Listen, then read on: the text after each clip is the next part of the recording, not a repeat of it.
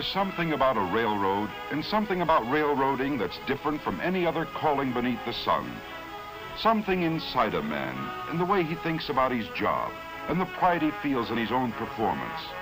It rides the motor car across a stretch of open track with a band of men on their way to work. It stands beside them in the silent desert where the only sound is the sound of their tools and their voices. It walks with the man who works alone, marches with thousands who work together. For these are railroad people, a breed of their own, the men and women who run the railroad, working with paper, with forges, lathes, and presses, truing the wheels, tending the signals, throwing the switches, handing out supplies, helping with the baggage, serving the food, selling the tickets, building a fence, a bridge, a roadbed, using a shovel, a crane, a transit, a typewriter, making up the trains, running the trains, maintaining the trains. This is my railroad, 100,000 men and women working together to serve one purpose, to keep a railroad running.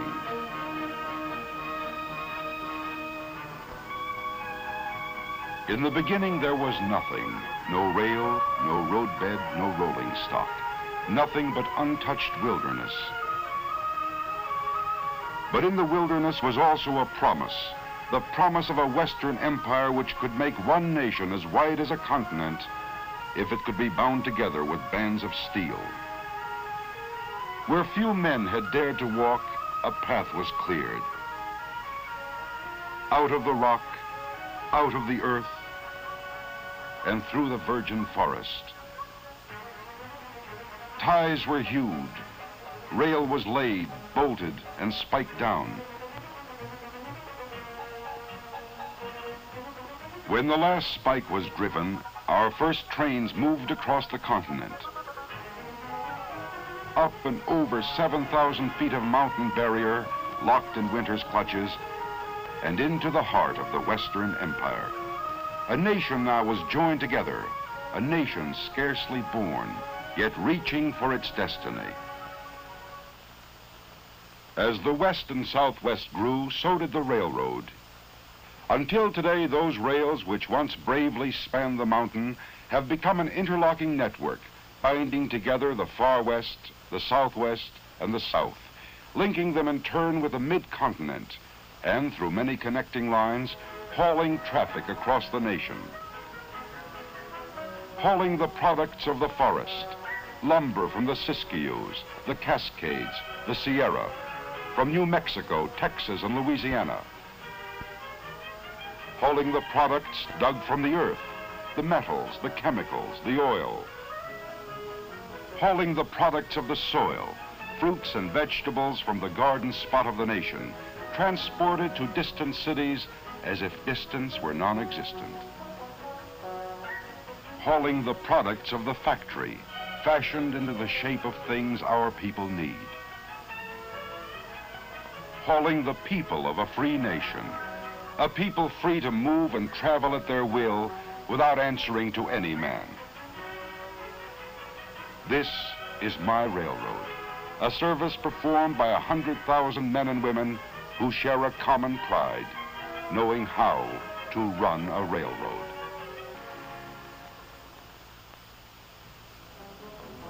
Well, railroading's quite a job, and it seems to be getting bigger all the time. All along our lines, we keep getting more people. Don't ask me where they come from, but they keep right on coming. And behind those people, we keep getting more business and industry. Each day in the last 25 years, a new industry large enough to need a rail connection has sprung up along our lines. Since the end of World War II, that rate has doubled, 2 new industries a day, turning out goods that have to be delivered to somebody, somewhere, all over the country. So it's no wonder we can't ever say a railroad's really built.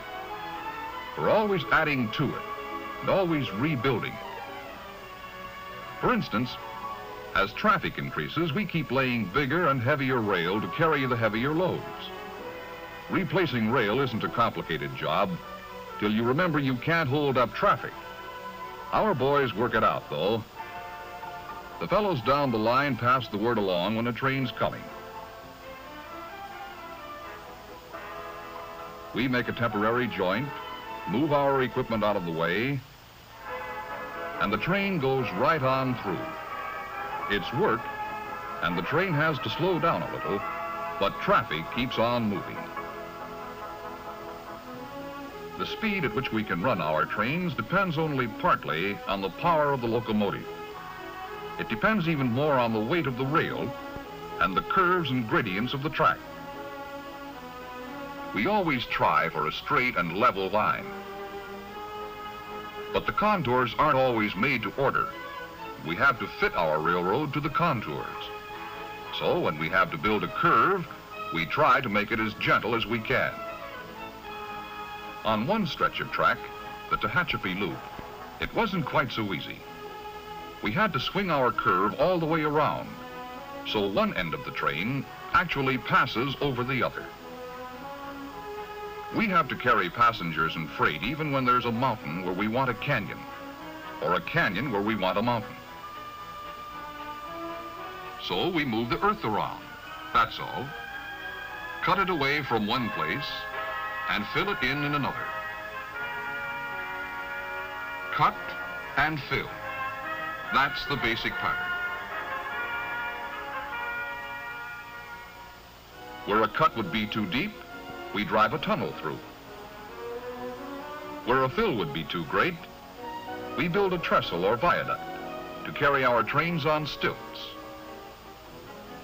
In order to cut across the Great Salt Lake, we had to build a trestle 12 miles long. We put a roadbed right across the water. And we engineer our bridges. Sometimes we build a small one. Sometimes we build a high one, like the Pecos River Bridge in Texas. There are more than 10,000 bridges, viaducts, and trestles on our lines. It's a lot of work to build a railroad. And the work is never done. What you build, you have to maintain. Maintaining a railroad takes a lot of material. Our supply trains are always on the move, carrying that material to every point in the system. It takes a lot of equipment, and some of it very technical, like the rail detector car, which can see right inside the steel rails, looking for flaws no human eye could ever see. But mostly, maintaining a railroad takes a lot of men, and those men have to know their jobs. When the weather's fine and the sun is out, it isn't too difficult. But when the weather changes, the job gets a little more complicated.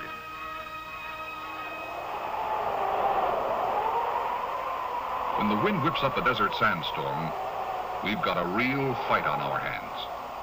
That tearing sandblast can wear the hard steel rail faster than the trains that run on it. It can bury the rails, block the switches, and even stop the trains. So, our men must fight it. This is no easy way to make a living, but railroad men can take it, working as steadily as the wind itself, for as long as the wind keeps blowing.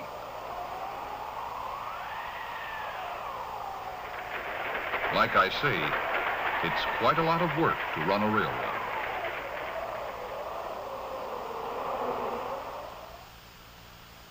Who are these people who run the railroad, who keep the railroad running? We're a plain and friendly people living in the cities, towns, and rural districts of 8 states, living among our friends and neighbors, whose patronage of the railroad gives us the work by which we earn our living. We in turn contribute to the communities in which we live. We pay our taxes, take an active part in community life, and buy from merchants up and down the streets of 1,000 towns. We're members of clubs, women's clubs and service clubs, and members of sports clubs too, both as players and as spectators. We all have fun, don't we, Bub?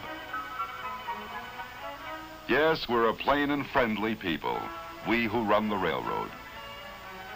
We who run the railroad in sun and storm, in summer and in winter, in order to carry the people and the products of a nation, so that one man may exchange his goods with other men, and they in turn with him, in the working pattern of a free economy.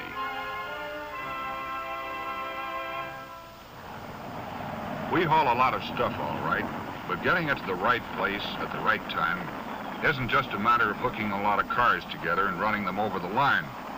Every train has to be made up according to a carefully worked out plan. So naturally, we think our end of the job in the railroad yards is an important part of railroading, because that's where the trains are put together. All along the line, cars come into these yards to be routed and rerouted to their destinations. In the yards, we sort them and shuffle the individual cars into new trains. Some will go north, others south or east or west.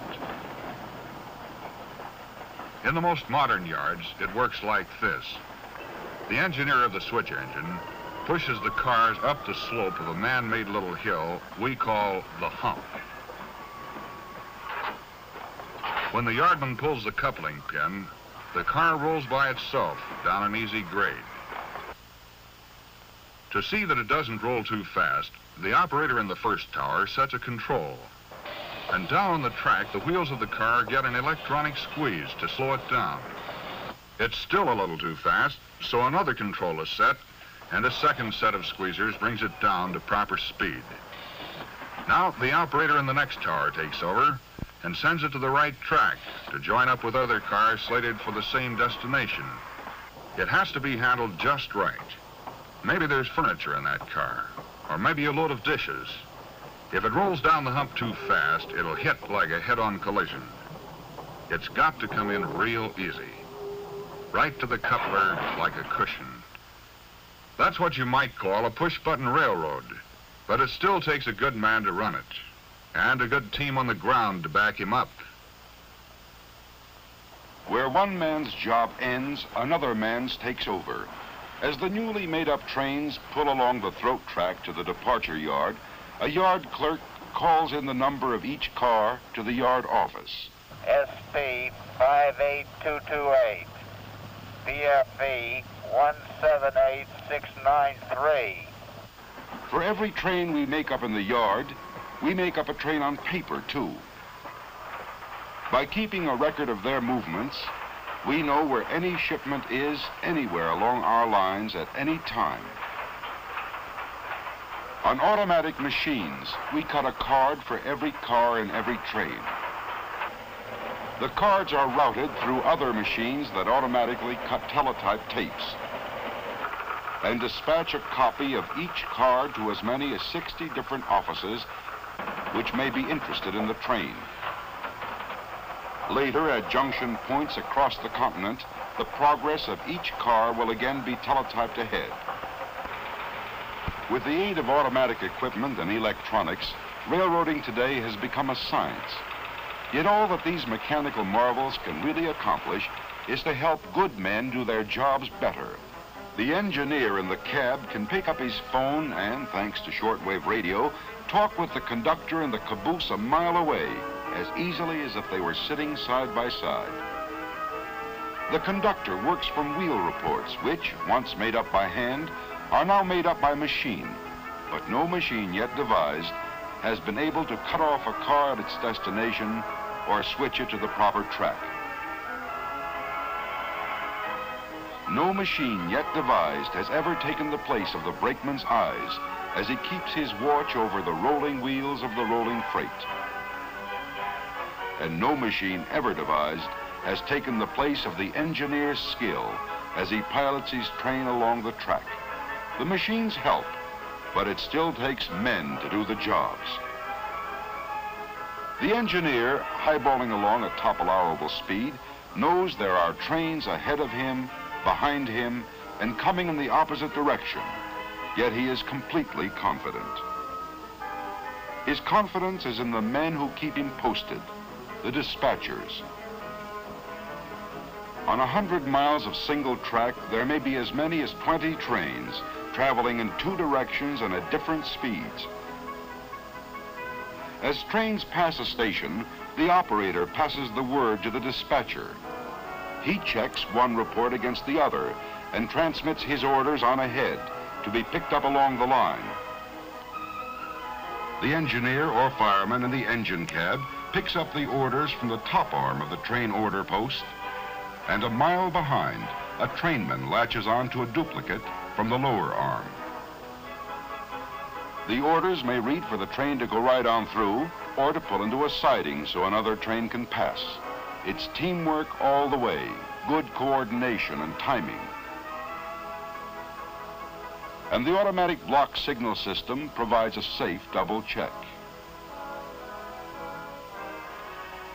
On the busier sections of single track line, dispatchers can speed up the traffic flow with the aid of an electronic system called Centralized Traffic Control, or CTC.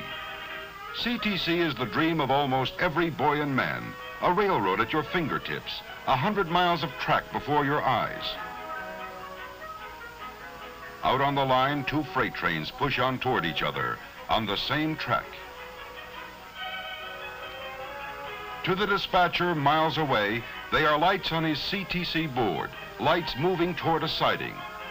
Then a flick of a remote control switch,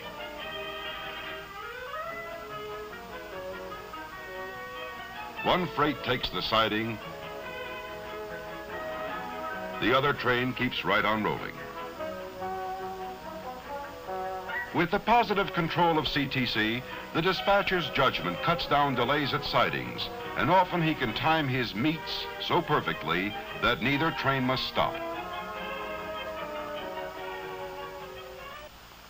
Yes, behind the men who run the trains are many men who help to keep them running. No man works alone, for each man's work depends on others' work. Others like the shopmen. The modern conception of maintenance is to locate trouble before it happens and then keep it from happening. Shopmen call it progressive maintenance. Every locomotive, steam or diesel, passenger or freight, is checked and serviced after every run.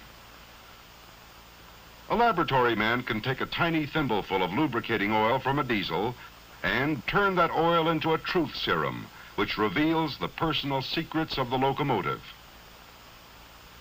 Trouble foreseen is trouble stopped before it happens.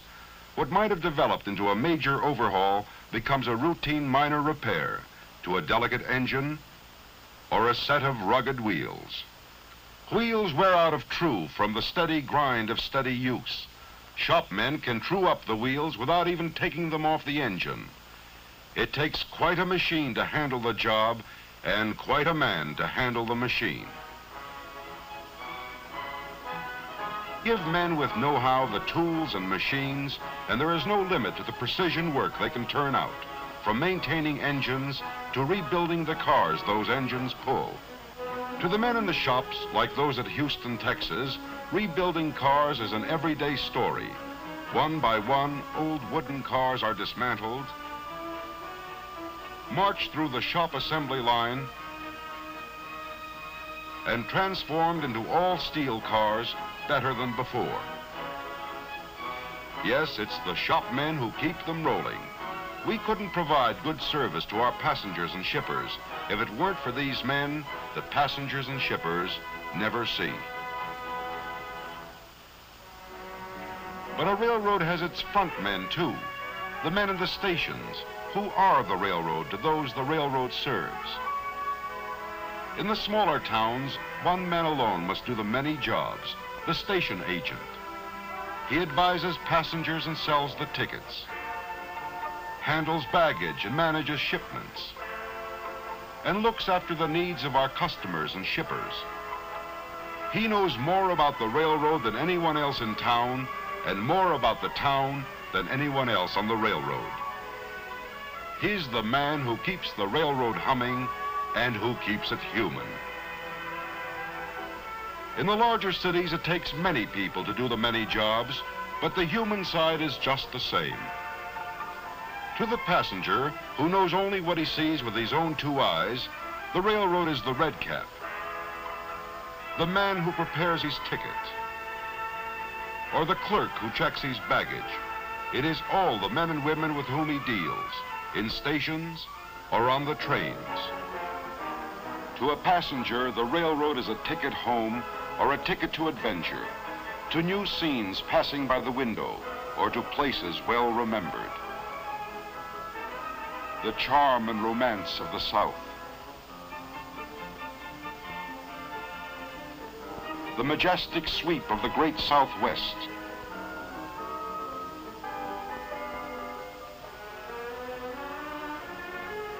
The color and beauty on the shores of the Pacific.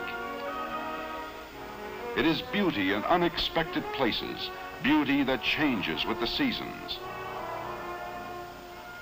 Spring is the gentle season, as fragile as the blossom on the branch.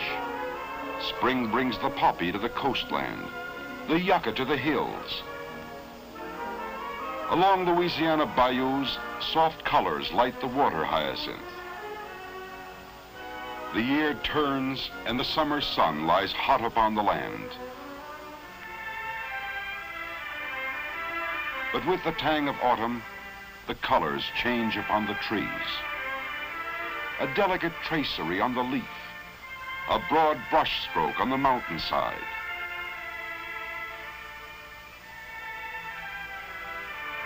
The season of the burning bush gives way to the season of the silver mantle.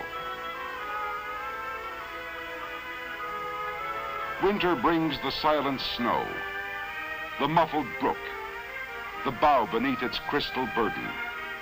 The cloak lies heavy on the land, the soft white snow that sparkles in the sunlight and turns the mountain into a fairyland of white.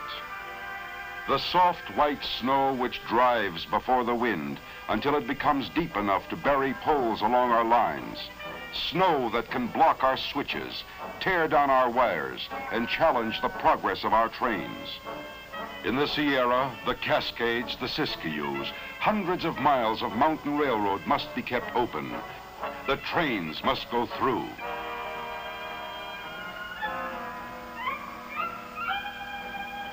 When a new storm blows into the Sierra, you can be sure of just one thing.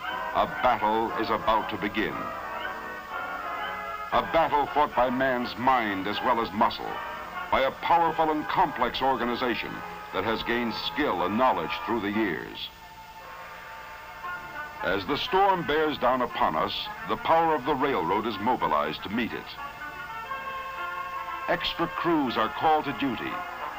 Track crews, train and engine crews, crews for the snow fighting equipment, railroad men who are mountain men, men who have fought snow all their working lives.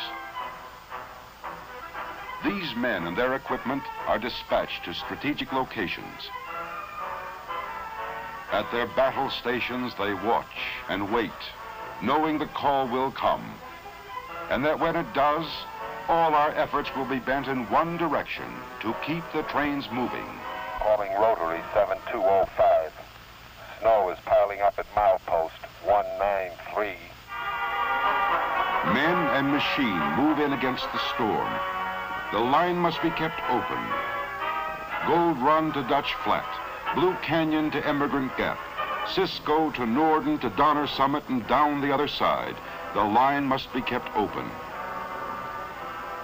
Dispatchers work to keep the flow of traffic moving through the mounting fury of the storm. Trains west, trains east, rotaries in both directions. Always on the railroad when the chips are down, the man with the shovel gets to work. Switches must be kept clear. They must be kept from freezing. The trains must keep moving. Somewhere on the mountain, a wire is down. A slender wire that holds the battle line together. We fall back on our radio, but we need that wire. When the break is located by radar, a man goes out to mend it. Now fixing it becomes a personal matter between one man and the storm.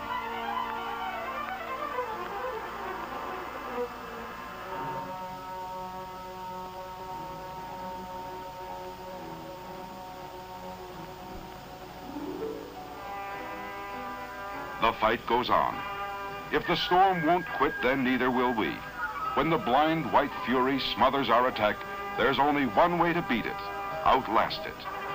Sometimes when the going gets tough enough, we may have to yield a little, to surrender one track to the storm and concentrate all our work and all our equipment to keep the other track open. So we do. We put our backs into it, we keep on punching. And the trains keep rolling through.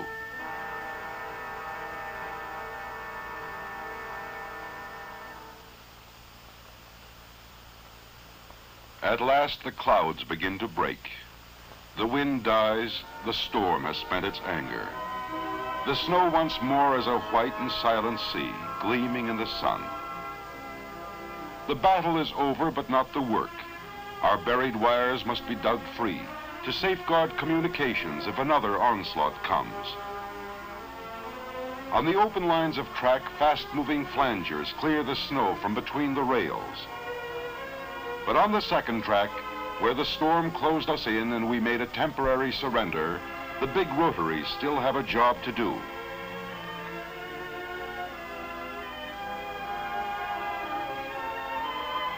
The path carved open by the rotaries is then widened by the spreaders. We can push a little when we set our minds to it. Move over, snow. We've got a railroad here, and the men who know how to run it. This is my railroad, and I'm proud of it. You can tell what railroaders are made of when the going gets really tough.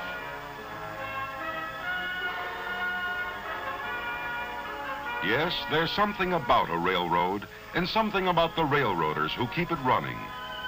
Through sun and storm, in summer and in winter, in order to carry the people and the products of a nation.